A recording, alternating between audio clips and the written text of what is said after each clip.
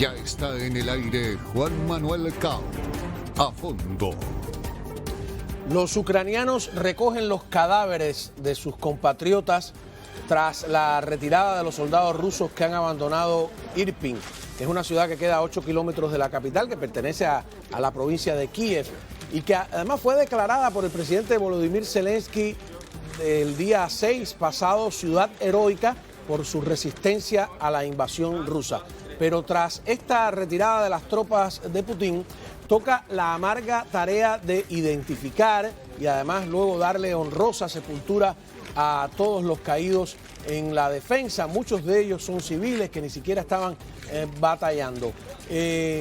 Son imágenes que nos describen la crueldad de la guerra y lo que significa. Muy buenas noches, bienvenidos a Fondo.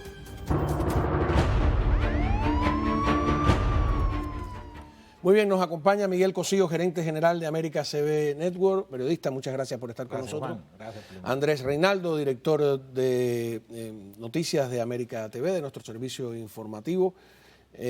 Gracias por estar aquí, Andrés. No, gracias a ti. A ver, mira, algunos analistas están advirtiendo que la retirada rusa podría ser un reacomodo de sus tropas, y así lo advierte el propio ex primer ministro noruego, que es el actual secretario general de la OTAN. Adelante.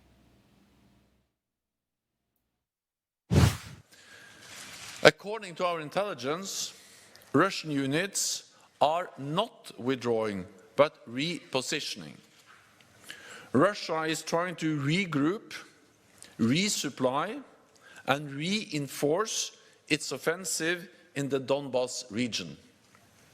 At the same time, Russia maintains pressure on Kiev and other cities. So we can expect additional offensive actions bringing even more suffering.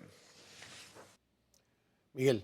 Sí, bueno, y el propio presidente Biden, cuando hoy hace el anuncio de que Estados Unidos va a abrir sus reservas energéticas y va a dotar al país va a inyectarle 180 millones de barriles de petróleo en los próximos 6 meses para tratar de contrarrestar los efectos negativos que produce la guerra en Ucrania. Y el propio presidente Biden decía hoy que no hay señales reales de un cambio de estrategia militar ni una retirada por parte de las tropas rusas. Y eso estuve leyendo hoy, Juan Manuel, y es la misma estrategia que en alguna medida usó el propio Vladimir Putin. Hay que recordar que él se convierte en primer ministro de Rusia en 1999, después de la renuncia del entonces primer ministro Yevgeny Primakov, y que Boris Yeltsin lo escoge a él como el delfín, digámoslo así. Y su primera misión es llevar a cabo la segunda guerra en Chechnya. Llega a Grozny. Hay una defensa férrea por parte de los chechenos de Grozny, creo que en los primeros 2 o 3 meses. Es la capital. Y de la capital se había declarado primero, durante la primera guerra, había declarado la independencia de Chechnya. Y lo que ocurre es la política guerrerista de tierra arrasada, es decir, una invasión de la mecanizada tremenda, aviación, destrozan la capital. Y sobre todo, en la diferencia importante que hay entre Ucrania y lo que ocurrió en Chechnya en todos esos años es que Chechenia tenía apenas 1 millón de habitantes. La capital era una ciudad pequeña, muy pequeña, tenía creo que 200.000 habitantes en aquel entonces. Ucrania es el segundo país más grande de Europa, tiene más de casi 44 millones de habitantes. Y una región no solo vasta, sino que la geografía de Ucrania es muy distinta a la de Grozny, por ejemplo, una ciudad al norte del Cáucaso que formó parte de la Federación Rusa. Y la misma política, repito, de guerra que usó Putin entonces es la misma que estamos viendo. Es decir, los bombardeos indiscriminados. En el caso de Mariupol, por ejemplo, hoy mismo lograron salir, creo que fueron 75.000 personas, se estaba pidiendo el famoso corredor humanitario, quedan 100.000 personas atrapadas ahí. Y en el caso de la retirada supuesta que han hecho las tropas rusas de Chernóbil, que no es un enclave estratégico, es más bien simbólico, de donde estuvo la famosa planta y tristemente célebre planta nuclear que colapsó el 26 de abril de 1986, todo el mundo conoce la historia. Y lo que hay es un reacomodo porque, fíjate qué cosa tan interesante, Donetsk y Lugansk, que son las dos regiones separatistas, los dos oblasts que dan al este en la frontera con Rusia, son dos pequeñas partes de toda la gran región del Donbass. Hay varios analistas militares que ya están señalando que una de las estrategias que puede estar buscando Putin en la ocupación del Donbass, en el Donbass se encuentran es la segunda reserva estratégica de gas natural en Europa, después de Noruega. Y Crimea, a la que Putin se anexa en el 2014, en el mar hay una reserva energética muy importante. Entonces, qué casualidad que hoy Vladimir Putin firma un decreto autorizando a que los países de la Unión Europea, el grupo de los 27, le paguen el suministro de gas y eventualmente de petróleo en euros en un banco que no está sancionado por los Estados Unidos, que es Gazprom Bank. Es decir, tú lo pagas en euros y yo lo recibo en rublos. Y todo el mundo, dijo Putin hoy, todo el mundo que quiera comprar nuestro gas me va a tener que pagar en rublo. Claro, el rublo se ha caído desde el 24 de febrero. No, pero que después te voy a enseñar la invasión que hoy dio marcha atrás. Tremenda. Ahora dice que no, que en euros. Eso te lo voy a enseñar más En adelante. euros, es decir, el pago es en euros al Gazprom Bank y lo recibe él para tratar de reflotar, o sea, él no, el gobierno ruso, en moneda rusa, en el rublo. Eso es lo que ha firmado Putin hoy. Volviendo a Chernobyl, es muy interesante porque, como tú decías, no solo se retiraron de Chernobyl, sino que le devolvieron a los ucranianos la capacidad de lidiar allí con ese domo donde tienen, para que no haya escapes radioactivos, etcétera. Pero hay 300 soldados rusos que han tenido que ser evacuados. Eso lo dijimos aquí al principio, ¿no? Sí. De que los estaban exponiendo a la radioactividad porque se han expuesto a altos niveles de radioactividad. Sobre todo los que se atrincheraron en un bosque que es conocido, un bosque muy contaminado como el Bosque Rojo. Que es el que da a Pripyat, que es el poblado más cercano a donde estaba Chernóbil, donde estaba la planta nuclear, y que había que cruzarlo para llegar a las instalaciones. Y que la población de allí, arrasada. Ahora, Andrés, CNN está diciendo que el alcalde de Kiev, no de Kiev, sino de Kiev, así es como es. Cherhidivik, es el otro nombre, que estaba diciendo que todo esto de que Rusia iba a reducir drásticamente su asalto militar a las dos ciudades, como tú mencionabas, pues que no es verdad, porque el ataque de ayer fue colosal, mientras estaban diciendo nos vamos, realmente lo que le estaban es... Exacto, Rusia se está reagrupando, o sea, Rusia lo que ha hecho es, ante las grandes pérdidas humanas, que en realidad ha tenido pérdidas de soldados, heridos, muertos, que pensaron inicialmente que no iba a ser así, que Ucrania iba a ser un paseo, ante esas pérdidas se está retirando de las zonas, por ejemplo, donde tiene que combatir cuerpo a cuerpo, de las zonas boscosas donde no tienen un total dominio de los alrededores, y lo que está haciendo es machacando las ciudades con todo el poder de fuego que tiene, de artillería, de la aviación, y destruyendo las ciudades. Eso tiene, por supuesto, un efecto que para los rusos, pues obviamente les ahorra bajas, les crea bajas a los otros, porque a los otros sí le están cayendo los cañonazos, y además tiene un gran efecto desmoralizador este tipo de ataque por lo general. Date cuenta que ya hay 4 millones de refugiados, ya son 4 millones de personas que han salido. Los ucranianos, volvemos a insistir, nos maravilla.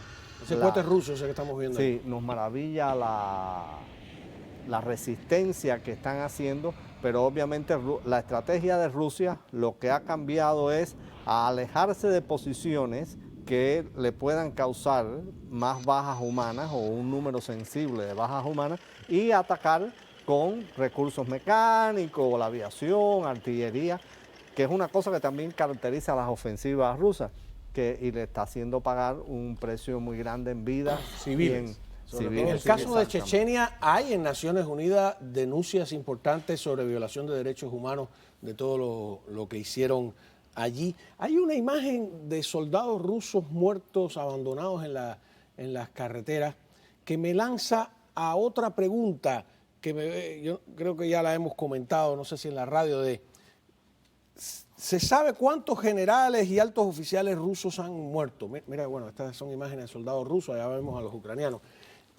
Pero lo que me parece rarísimo es que no hayan reportado, ni siquiera los rusos, le dimos de baja al general ucraniano tal. Eso está tan raro, ¿no? No puede ser que no haya ningún alto oficial ucraniano muerto. ¿Por qué los rusos no lo reportan? No, primero porque es una ofensiva, es decir, es un ejército que lo que está buscando es la ocupación, aunque hay varios analistas que ya están señalando que la estrategia de Putin desde el origen podría ser otra en esta guerra de desgaste. Sí, pero el efecto psicológico de los ucranianos han matado 7 generales, y los rusos no reportan ninguno. Compara los dos ejércitos.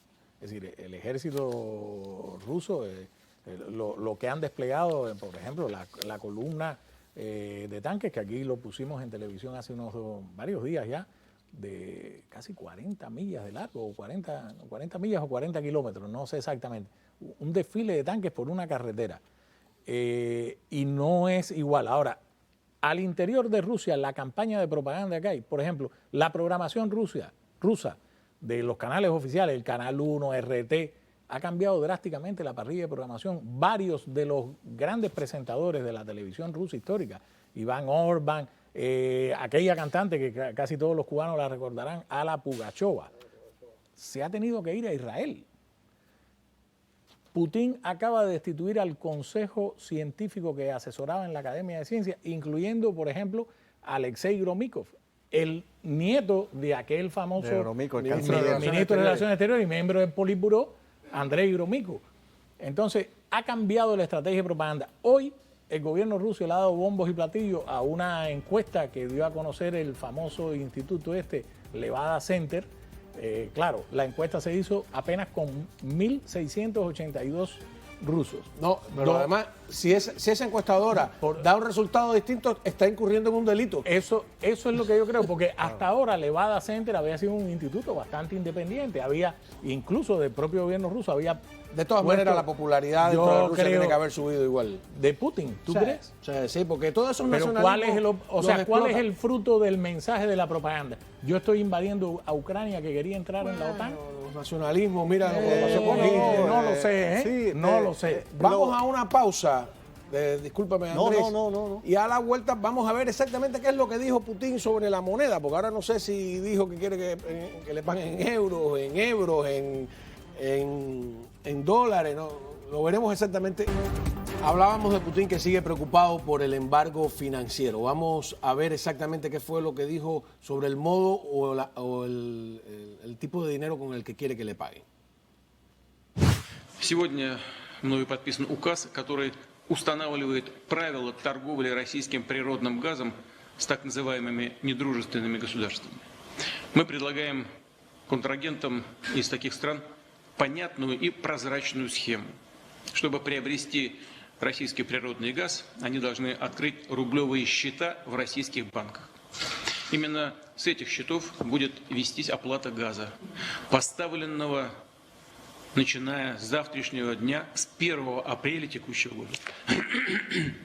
Если же такие платежи не будут производиться, будем считать это неисполнением обязательств со стороны покупателей, со всеми вытекающими последствиями. Нам никто ничего бесплатно не продает. И мы тоже не собираемся заниматься благотворительностью. Ok.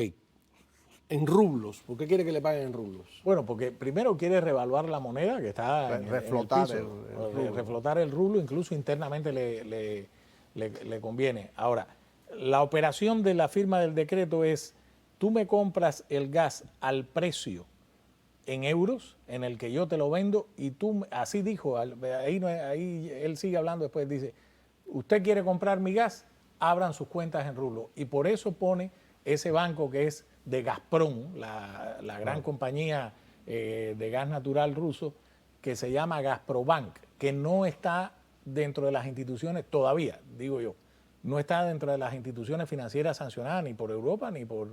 en el caso de Estados Unidos no estoy tan seguro si Gazprom, porque creo que uno de los altos funcionarios de Gazprom sí está sancionado, uno de los ejecutivos, perdón.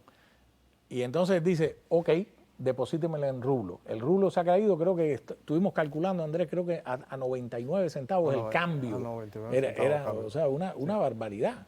Se ha desplomado totalmente. Ahora, él puede todavía comprar, por ejemplo, en los bancos en Londres con rublo esa moneda. Yo creo que hay grandes limitaciones del flujo de la moneda rusa en cualquier mercado internacional. No será una manera de decir, ok, porque tiene un embargo financiero en el cual no puede hacer transacciones en moneda libremente convertible, como diría en Cuba, en dólares, y por lo tanto entonces En algún, le dice, todavía por ejemplo, a quedan los alemanes, tú es el que vas a hacer el cambio Claro, y ya me entregas el rublo. Lo que ocurre con estas sanciones, y hoy estaba viendo algo muy interesante sobre eso, es que, por otra parte, necesitan dejar algunos mecanismos en pie para que Rusia pague las cosas que debe, porque Rusia tiene que seguir pagando. O sea, ellos han sancionado a Rusia, pero no le han perdonado a Rusia lo que les debe. No, pagaron, hace una ni lo que semana le tiene que ir cumplieron pagando. con Entonces, los pero pagos. además, lo de las sanciones, hay un pulso, y esto que hace Putin ahora es parte de ese pulso. Hay un pulso porque es verdad, las sanciones le están causando ya graves daños a Rusia, pero si las sanciones se demoran más, van a obligar a cambios estructurales dentro de los países que sancionan, que van a tener repercusiones políticas, que se van a expresar en el voto, que se van a expresar en reordenamientos de algunos sectores económicos, que va a haber desplazamientos de personas, cancelación de empleos. Entonces, eso va a obligar también a esos estados a desembolsar unos recursos que no tenían por qué desembolsar. Entonces, un pulso en ver quién cede primero. O sea, si aguanta más Putin con las sanciones, o aguanta menos Occidente implementando unas sanciones que también les pueden dificultar determinadas cuestiones internas. Bueno, hoy en el anuncio del presidente Biden también salió la noticia de que Estados Unidos va a empezar a suplir de gas natural a sus aliados en Europa. Sí. Aquí el reconocidísimo ingeniero y especialista, el experto Jorge Piñón, nos ha explicado que, y lo hemos conversado en la radio, que el tema no solo es llevar cuántos días toma a los barcos, etcétera, hay que licuar el gas, llevarlo a esos países, sino también el proceso de licuar y el proceso después de gasificar. Es un proceso complejo que no solo lleva tiempo, sino cuántas plantas lo pueden hacer. Ahora 5 años hacer una planta. En el caso de Estados Unidos, ¿cuántas están disponibles? Creo que hay 3 o 4 nada más. Y creo que el proceso de licuar y gasificar es por lo menos 9 días. 9 días, más la transportación. Ahora, pero ese proceso hace posible que tú puedas llevar gas licuado en barcos a Europa y no tienes que tener un gasoducto. No, eso es lo que ha prometido hoy Estados Unidos a sus aliados en Europa. Es decir, hoy en materia económica hemos visto 2 grandes anuncios. El anuncio para tranquilizar a los ciudadanos de este país con el tema del aumento de las gasolinas, el diésel. Bueno, la cifra es importante. Bueno, 180 millones, es decir, 1 millón de barriles diarios es lo que se le está inyectando de la reserva estratégica. Por una parte, 6 meses, son 180 en 6 millones. meses, 180 millones. Y, eso por una parte. Y por la otra está el anuncio de decir, Europa, yo te voy a ayudar con el tema del gas. Ahora, qué casualidad que hoy también Vladimir Putin firma un decreto diciendo, ustedes quieren mi gas natural, perfecto, me lo vas a pagar en euros, pero a la hora de que yo lo cobre va a ser en un banco que tú tienes que abrir una cuenta aquí en Rusia, en rublos. Allá hay una conversión importantísima de la moneda. ¿Cuál va a ser la tasa de intercambio? ¿Quién la va a fijar? Cuando en los mercados internacionales se ha desplomado. Es decir, hoy, por ejemplo, el Dow Jones aquí en los Estados Unidos, la bolsa se precipitó hacia abajo. Se cayó. Y está el problema, recordemos que debido a las políticas ecologistas, Alemania desmanteló buena parte de su estructura de recibir gas en sus puertos.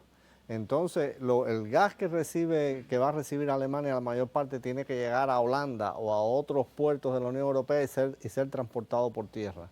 Sí, es tremendo. Para ponerle rostro al horror de la guerra, voy a más adelante enseñarle una imagen de Mariupol antes de la guerra y después, porque es muy ilustrativa. Pero antes quiero también que vean lo que el presidente ucraniano Volodymyr Zelensky ha dicho en este caso ante el Parlamento belga. Y es muy importante porque en Bélgica, en Bruselas, es la capital de la sede, donde está la sede de la Unión Europea. Y esta gestión de relaciones públicas, ¿no? Porque ha ido parlamento por parlamento. Luego le toca el de España. Pero vamos a ver qué dijo aquí ante el belga. Кожного божого дня ми намагаємось зробити все, щоб працювали гуманітарні коридори з Маріуполя, щоб врятувати звідти мирних мешканців, які ще залишаються у місті. Жінки, діти, людей старшого віку.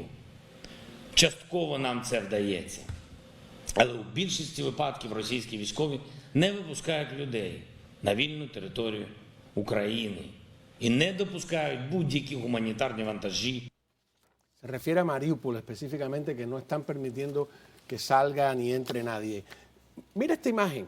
¿Cómo era antes de la guerra esa ciudad vibrante económicamente, con una vida nocturna, como le habíamos dicho? En realidad, las grandes ciudades de Ucrania estaban bastante... Este es el teatro, por ejemplo, que donde pusieron la palabra "hay niños" y que ellos bombardearon.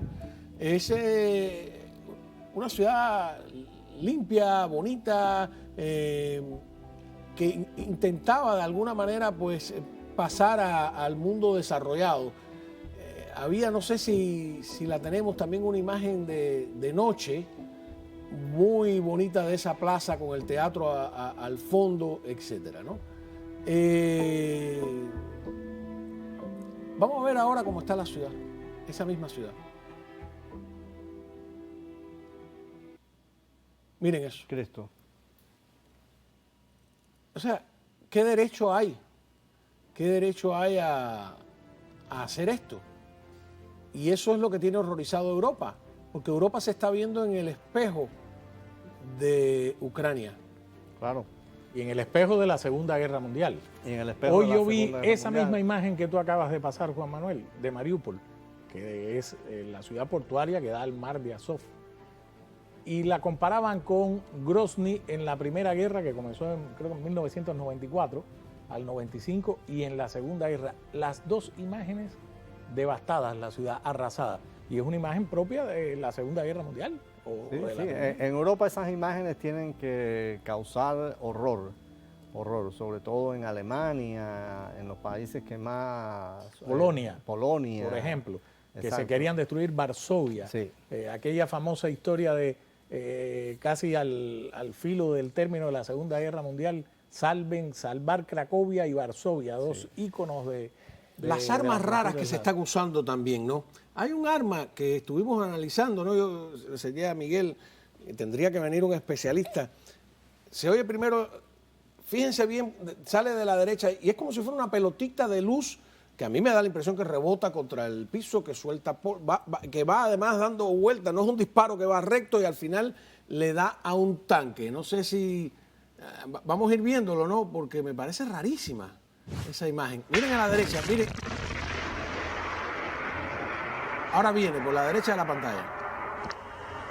Esa bolita. ¿Qué cosa es esa bolita? Y ahora, miren, da contra el tanque. Increíble. Qué cosa tan rara, parece un... Es como un pequeño misil que lleva una propulsión, autopropulsión. Se ha hablado mucho aquí ya de las armas nuevas que se han usado. Bueno, Putin alardeó de eso, ¿no? El propio Vladimir Putin lo dijo. Es decir, con esos famosos misiles de precisión que llevaban una trayectoria errática, supuestamente. Así, porque se lleva una trayectoria errática, Una trayectoria ¿no? errática e impactaba, acababa con la población civil. Vamos a verlo de nuevo, porque si no, usted no tuvo tiempo. Es una cosa muy extraña. Mire, sigue la bolita, la subrayamos. Yo creo que es un misil, un pequeño misil propulsado. Es decir, Eso parece una cosa... Pero da como en el suelo. Sí, da como en el suelo. es lo que se ve en la primera vez. Parece una luz, parece una cosa de la guerra de las galaxias, pero en vez de ir recto va... O pues también se ha dicho que se han usado cierto tipo de drones, que incluso uno cayó, creo que en la frontera, muy cerca de la frontera con Polonia, y otro habría caído también en Bielorrusia, una suerte de dron inservible, es decir, una vez que estalla, pues ya no se recupera. Desechable. Eso ya creo que se han reportado 3 que han caído en zonas limítrofes con varios... O sea, Ucrania tiene 6 fronteras. incluyendo la Bielorrusia, Claro. que se prestó para esta invasión. Para esta invasión. Hay otro tema, identificar. En estas imágenes hay unos soldados que no tienen ningún tipo de insignias, ¿no? Y hemos visto esa preocupación, porque ponen Z a los tanques rusos para no morir con lo que le llaman el fuego fraternal, que es Claro. que se disparan ellos mismos en una confusión. Aquí están lanzando unos cohetes, tienen esta cinta blanca, no sé si serán ucranianos, parece que son ucranianos, si son rusos. Debe ser ucraniano porque ese tipo de casco es occidental, el que tiene este de acá. Así, mira tú qué cosa tremenda. Y cómo les llegan las cajas, ahí mismo están usándolo. Eso parece ser, digo, la mía habría que buscarlo, un Stinger o algo así. El Stinger se puede poner en el suelo y puede ser un misil antitanque. Parece No sé ser. si lo están probando, Habría están que disparando buscarlo. ahí por ahí cuando lo mueven allí. Sí, es un cañón antitanque. Y después hay un perro que está totalmente desorientado, ¿no? El tema de los animales sueltos. Ahí viene, ¿ves? Bueno, por ahí salía. Y hay un almacén agrícola. Hay un almacén agrícola que fue blanco del fuego ruso en este caso. Y hay unas vacas desorientadas que dan. No es nada gracioso, ¿no? Pero, bueno, este es el perro, ahí vive el perro anterior. Este es el almacén agrícola, mira las vacas ahí. Dios mío. Es una cosa que me imagino que es para matar de hambruna, para impedirle a... Sabe Dios. O sea, ¿es un blanco estratégico esto o que...? Sí, deben a lo mejor atacar un almacén. No, es grandísimo la imagen. Yo puse la parte de las vacas pero es una cosa enorme, ¿no? Pero lo destruyeron por completo porque... bueno, yo sé que desde la época romana, Sí, la guerra siempre el tema de la alimentación es... Eso es destrucción de la infraestructura. Ajá. Eso es... Bueno, que le den el presupuesto Sí. de Biden, de la infraestructura, ¿no? Digo yo en casa. Pero es una cosa terrible, ¿no? Estos son blancos civiles. Sin duda. Y al principio, Miguel, parecía que de verdad Putin no iba a hacer esas imágenes, como tú dices, de la Segunda Guerra Mundial, que creíamos que eso ya iba a ser imposible, que las guerras futuras iban a ser con blancos seleccionados, que no iba... ha sido mentira todo, ¿no? Totalmente. Es decir, hoy o ayer hubo un articulista de New York Times que publicó partiendo de una supuesta hipótesis al absurdo, como dirían los matemáticos, o como una demostración al absurdo. Y él se planteaba la siguiente pregunta: ¿y si Putin no calculó mal?